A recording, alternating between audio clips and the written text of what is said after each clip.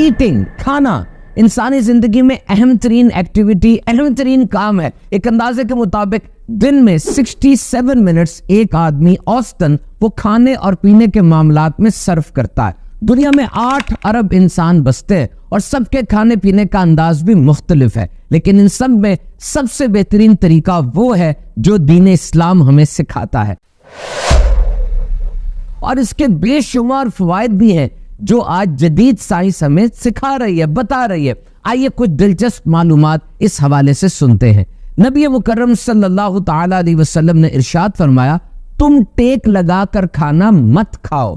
अब देखिए, जब हम खाना मुंह में डालते हैं तो ये पूरा रास्ता है जहां से खाने ने गुजरना है। इसे गैस्ट्रोइंटेस्टाइनल ट्रैक्ट कहा जाता है। खाना मुंह में जाता है और उसके बाद खाने की नाली में आता है जिसको एसोफेगस कहते हैं। ऐसा नहीं कि खाना नाली से फिसलता हुआ नीचे चला जाएगा, बल्कि यहाँ पे पेरिस्टालसिस मूवमेंट होती है, यानी खाना इस नाली से यूं गुजरता है जैसे तौलिए को इकट्ठा करें और फिर उसको आहिस्ता आहिस्ता छोड़ते जाएं। यूं वो खाना नाली के अंदर से गुजरता है और नाली के आखिर में एक दरवाजा है जिसको वेल्व कहते हैं, कार्डियक स्फिंक्टर। ये वेल्व खुल जाता है और वो खाना नाली से पेट में चला जाता है। और अब पेट में मैकेनिकल और केमिकल दोनों तरह की मूवमेंट्स है।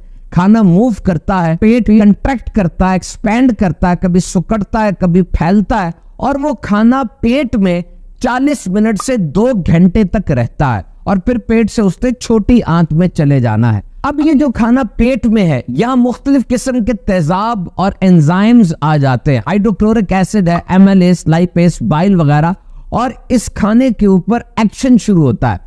ये खाना अब दोबारा नाली में नहीं आना चाहिए। ये वन वे मूवमेंट है, यानी ऊपर से नीचे गया, वापस ऊपर नहीं आना चाहिए। हमारे जिस्म में बहुत सी चीजें ऐसी हैं जो वन वे मूवमेंट है, एक ही तरफ उसका रुख होना चाहिए। जैसे खून जो दिल की तरफ आता है, जिस नाली से खून दिल की तरफ आया उसी नाली से वापस नहीं जाएगा, उसके लिए दूसरी कई नालियां हैं। इसी तरीके से ये खाना जिस नाली से पेट में आया वापस उस नाली में नहीं आना चाहिए। हाँ, जब आप सांस लेते हैं तो जिस नाली से सांस गया उसी नाली से वापस भी सांस आता है, लेकिन खाने में तो उसके अखराज की और एक सिस्टम बना हुआ है। और अगर ये खाना पेट से दोबारा नाली की तरफ आए तो ये बड़ी हुसास होती है, ऐसी जलन मचती है, तेजाबियत होती है और नुकसान होता है। GERD, GERD बीमारी है, एसिड रिफ्लक्स एक बीमारी है जो इस तेजाब के ऊपर आने की वजह से हो सकती है। तो वो आदमी जो सुन्नत के मुताबिक बैठकर खाना खाता है,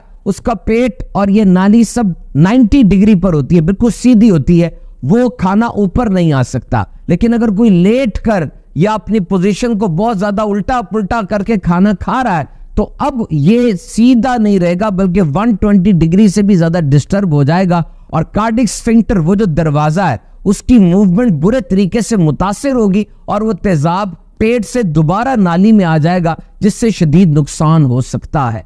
और अगर बहुत ज्यादा पेट भर के खाना खा लिया जाए तब भी पेट में प्रेशर पड़ेगा, और अगर ये खाना पेट से दोबारा नाली की तरफ आता है तो बहुत ज्यादा फर्क पड़ेगा, नुकसान हो सकता है। और आज से 1400 साल पहले नबी मुकर्रम सल्लल्लाहु अलैहि वसल्लम ने इन दोनों हवालों से कैसी जबरदस्त रहनुमाई फरमाई। इरशाद आलीशान है, आदमी अपने पेट से ज्यादा बुरा बर्तन नहीं बरता। इंसान के लिए चंद लुकमे ही काफी हैं जो उसकी कमर को सीधा रख सके, और अगर ऐसा ना कर सके तो फिर 1/3 खाने के लिए, 1/3 पानी के लिए और 1/3 हवा, यानी उसको खाली रखे। 1/3 का फॉर्मूला है जनाब। आप इस तरीके से खाना अगर खाएंगे तो एसिड रिफ्लक्स और दीगर कई बीमारियों से बच सकते हैं। और खाने की पोजीशन के हवाले से रहनुमाई क्या की गई कि तुम टेक लगाकर खाना मत खाओ। हदीस पाक में आया, अल्लाह ताला को ये बात सबसे ज्यादा पसंद है कि अपने किसी मोमिन बंदे को दस्तरखान पर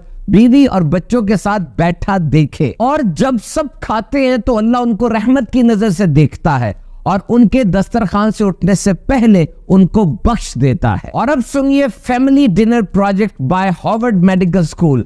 ये कहते हैं सबसे पहले तो कितनी अच्छी बात है कि वो बच्चा दस्तरखान पे आके माँ बाप के साथ बैठा तो सही, उसने नजरें उठा के अपनी माँ को देखा तो सही, यानी वो जो नजरें आज सिर्फ मोबाइल पर और नीचे की तरफ है, वो नजरें उठी, माँ बाप को देखा, तो फैमिली रिलेशंस की तो बहुत ज्यादा अहमियत है ना। मोबाइल क्या सिखा रहा है और माँ बाप क्या सिखाएंगे, दोनों में बहुत फर्क है। यूनिवर्सिटी ऑफ इलिनॉय के मुताबिक एक इंसान के पास नॉर्मल जो वोकैबुलरी का जखीरा है वो 3000 अल्फाज तक हो सकता है, लेकिन वो बच्चे जो दस्तरखान पे माँ बाप के साथ बैठकर खाना खाते हैं उनकी वोकैबुलरी, उनके अल्फाज का जखीरा कई गुना ज्यादा होता है। पास माहिरीन के मुताबिक वो बच्चे जो दस्तरखान पे वालिदैन के साथ बैठ के खाते हैं उनकी नफ्सियाती सेहत बहुत अच्छी होती है, पढ़ाई में कारकर्दगी ज्यादा होती है, ग्रेड्स अच्छे आते हैं, उनके चेहरे की कैफियत को देखकर उनके जज्बात का, उनके अंदर जो गुजर रही है, चेहरे पर जो निशान वगैरह पड़ा है, बच्चों की कैफियत जिस्मानी नफ्सियाती का वालिदैन को अच्छे से अंदाजा हो जाता है। और फिर दस्तरखान पर आमतौर पे घर का पका हुआ खाना होता है, बाहर वाले सफाई सुथराई का इतना ख्याल नहीं रखते।